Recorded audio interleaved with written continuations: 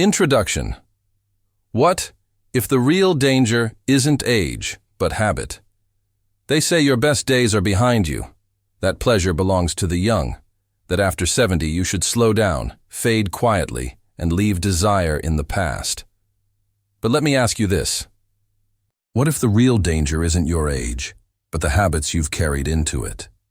What if the private routines that once brought you comfort, relief, even joy, are now slowly wearing down your body, dulling your mind, and silently hurting your health without you even realizing it? I've been a urologist for over 30 years, and during that time, I've sat across from thousands of older men, strong men, proud men, who felt confused, ashamed, or even betrayed by the changes happening in their own bodies. Some came to me after a health scare, some after years of quiet discomfort. Others came simply because they wanted to feel like themselves again. And do you know what I've learned? It's not the desire for intimacy that causes problems, it's the lack of understanding around how our bodies evolve with age. That's why today's conversation matters, because the truth is, masturbation, when done without awareness or respect for your aging physiology, can do more harm than good. In this article, I'm going to walk you through 5 of the most common masturbation mistakes I see in men over 70, and more importantly, how to avoid them. We'll talk about the science, the emotional impact, the quiet dangers, and the empowering changes you can make right now to protect your vitality, your confidence, and your peace of mind. This isn't a talk about shame. This is a talk about wisdom, because you're not broken, you're not finished, but you do need a new approach. One that's gentler, smarter, and more aligned with who you are today. And before we begin, if you're someone who cares about your health, your independence, and living fully at any age, please take a moment to subscribe to this channel and tap the notification bell. I create content specifically for men like you. Men who want real answers, grounded in science and spoken with honesty. Whether you're 60, 70, or 90, your body still matters.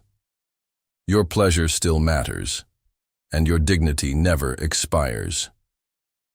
Now, let's get started, because the sooner you understand these mistakes, the sooner you can reclaim not just your sexuality, but your strength. One of the most common mistakes I see in men over 70 is that they continue treating their bodies as if they're still 30. And it's not out of arrogance, it's out of habit.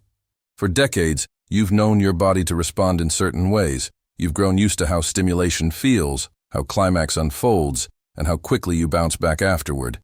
But here's the truth many men aren't told. Your body after 70 is not broken, but it is different, and it demands a different kind of attention. When I talk to my older patients about this, there's often a sense of surprise, even resistance. Why change what's always worked? They ask. The answer is simple. Because the rules of your body have changed.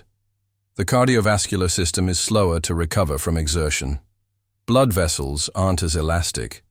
The pelvic floor, the muscles that support the bladder, prostate, and sexual function may already be under strain from years of unnoticed tension. Add in the natural decline in testosterone, thinner skin, and dulled nerve sensitivity, and suddenly, what once felt like a normal routine can now trigger unexpected side effects: dizziness, groin cramps, fatigue, irregular heartbeat, even difficulty urinating after climax. These symptoms aren't just discomforts, they're warning signs. I once treated a man named Harold who came in worried about prostate pain. But after thorough exams, we realized it wasn't his prostate at all. It was chronic tightness in his pelvic floor, caused by years of clenching and rushing through masturbation like it was something to finish, not something to feel. And Harold wasn't alone. Many older men still treat solo pleasure like a race, a fast, intense sprint toward release. But at this age, what your body really needs is a slow, mindful walk. Gentle stimulation, relaxed posture, deep breathing, even short pauses during the act. These are not signs of weakness. They are acts of wisdom. Using warm oil or lubricants helps protect thinning skin. Exploring new, more comfortable positions can reduce pressure on joints and the lower back.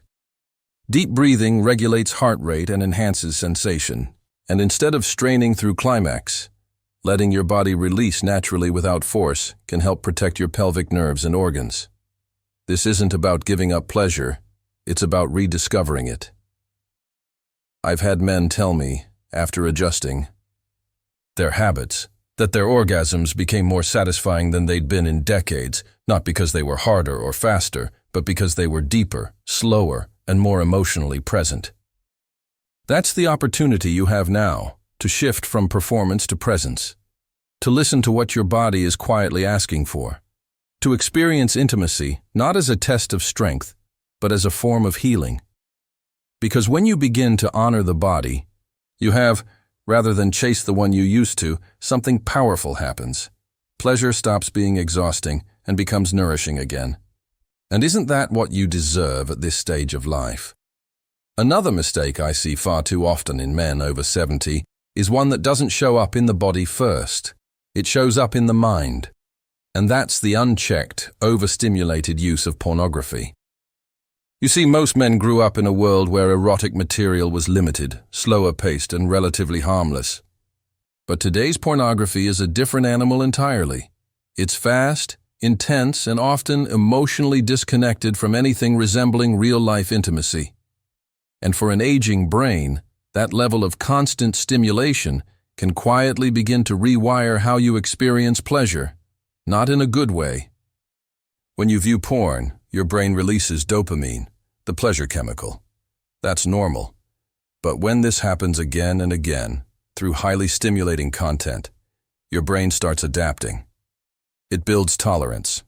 That means you start needing more novelty, more intensity, more visual shock to get the same effect. And over time, the dopamine system becomes desensitized. The result? Real-life touch feels dull. Intimacy with a partner loses its emotional weight. Even things like hugs, conversation, or a shared glance may stop triggering the warm, rewarding feelings they once did. I've had older men come to me saying, "Doc, I don't feel anything anymore, not like I used to." And often, when we trace the pattern, we find years of nightly porn use, used not just for stimulation, but as a coping tool for boredom, loneliness, or grief. What many men don't realize is that the aging brain doesn't recover from dopamine, overstimulation as easily as a young one. With lower testosterone and reduced hormonal support for emotional regulation, older adults are more prone to anxiety, irritability, even mild depression when this pleasure-reward system becomes unbalanced. There's also the deeper issue, misalignment.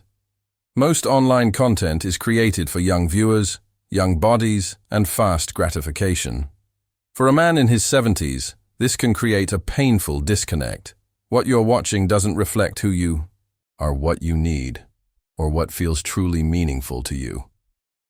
And when there's a mismatch between fantasy and reality, the result isn't just frustration, it's shame. It's the quiet belief that I'm not enough anymore. But that belief isn't true. The problem isn't you. The problem is the input. So what can you do? You don't need to eliminate all visual stimulation, but you do need to be intentional. Choose content that's slower, softer, more emotionally grounded. Or go a step further. Rediscover the power of imagination. Read sensual stories. Reflect on meaningful memories. Or simply tune in to what your body feels when you're not rushing, not performing, just present. Many men are surprised to find that when they remove hyperstimulating input, their natural sensitivity begins to return. Their arousal deepens. Their emotional connection, even with themselves, grows stronger. Because real intimacy, the kind that touches your nervous system and your heart, can't be found through pixels on a screen. It's built from inside you. And you still have that capacity. Always have. So the next time you reach for stimulation, ask yourself, am I seeking pleasure or avoiding emptiness? That one question can shift your entire experience, because you're not here to numb your brain. You're here to nourish it. And that starts by choosing stimulation that honors, not hijacks, your mind's deeper needs. There's a silence that lives inside many older men. A kind of quiet ache that doesn't show up on lab results or medical scans, but it's real. I've seen it in the eyes of patients who've lost a partner, who eat alone most nights, who don't remember the last time someone touched them without expectation. And for many of these men, masturbation becomes more than just a physical habit. It becomes a coping mechanism, a way to fill the silence, a substitute for connection, a brief moment of sensation that helps them forget, even if just for a minute, the heaviness of solitude. And while there's nothing inherently wrong with finding comfort in your own body, there is a difference between self-care and self-escape. When masturbation becomes a reaction to emotional pain rather than a celebration of desire, it starts to lose its vitality. It becomes mechanical, numb. And afterward, instead of feeling restored, many men feel even more alone. I remember a man named Victor, 74, who told me, "Sometimes I finish and I just sit there. Not relaxed, not satisfied, just empty." That kind of emotional feedback isn't rare. It's simply rarely spoken about, because we weren't taught, as men, to talk about emotional hunger. We were taught to be self-sufficient, stoic, to man up when we feel down. But here's what I've learned as a doctor. Loneliness doesn't care how tough you are. It eats away at your nervous system, your mood, your sleep, and your motivation to live fully. And if we're not careful, we start using physical release as an emotional bandage, when what we truly need is connection. Not necessarily romantic or sexual, though those are beautiful if present, but human. A shared laugh, a hand on your shoulder, a real conversation. When masturbation is used to avoid those longings rather than acknowledge them, it reinforces isolation instead of healing it. So how do we change that? It starts by asking a simple question before you touch yourself. Am I doing this because I feel good, or because I don't want to feel something else? That one moment of awareness can shift the entire experience. If you're lonely, say it out loud. Write it down. Call a friend. Sit outside. Let the wind touch your skin. Engage in the world around you before you turn inward. Because sometimes what your heart needs isn't climax, it's contact. Sometimes your body doesn't need release, it needs recognition. You're allowed to feel. You're allowed to need more than pleasure. And when you stop treating masturbation as a way to avoid discomfort and start using it as a way to connect more gently and truthfully with yourself, it becomes what it was always meant to be, an act of care. Not a cure for loneliness, but a companion to your healing. You are not weak because you feel alone. You are human, and you deserve touch that honors that humanity, even if it comes from your own hand. One of the most damaging, but also most invisible, mistakes older men make is turning masturbation into a test of strength, a test of function, a test of whether everything still works. I've seen this time and time again. Good men, proud men who don't say it aloud, but who silently wonder with each touch. Can I still get hard? How long? Will it last? Will it feel the same as it used to? And every time the answer isn't what they hoped, they feel a little more doubt, a little more fear, a little more shame. What begins as a simple act of self-pleasure becomes an internal exam, measuring performance instead of experiencing presence. And here's what many don't realize. That mindset alone can be the very thing causing the dysfunction. You see, sexual response isn't mechanical. It's deeply physiological and emotional. When you approach it with anxiety, your body responds in kind. Stress hormones like cortisol begin to rise, and cortisol is the enemy of arousal. It tightens blood vessels, increases heart rate, and signals your nervous system that this moment is not safe. So instead of relaxing into pleasure, your body enters a low-level state of fight or flight. And in that state, arousal becomes harder, not easier. The tragic irony. The very fear of not getting an erection can make it vanish. and this creates a vicious loop. The next time you try, the worry comes faster. The erection takes longer. The climax is duller. The shame is deeper. I had a patient once, George, 76, who hadn't touched himself in over a year. Not because he'd lost desire, but because, in his words, I didn't want to feel like a failure again. My heart broke a little hearing that. Because George didn't fail.